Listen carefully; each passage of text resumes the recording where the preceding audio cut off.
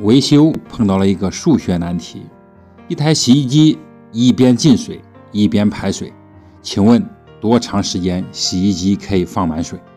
这台洗衣机就是这个样子，上面不停的进水，而排水管在不停的往外排水，也不是什么数学难题，其实就是洗衣机有问题了。有两种可能，第一种就是洗衣机排水阀有异物导致漏水，第二种就是排水牵引器拉开之后不能自动回弹。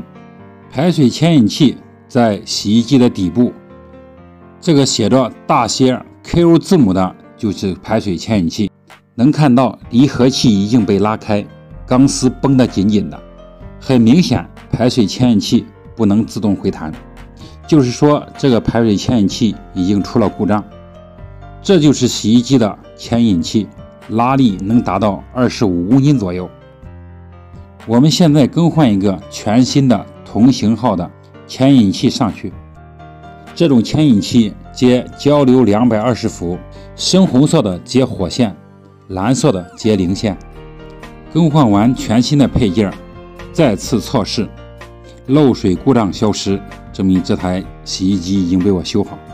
觉得我的视频有用，关注老李，少花钱。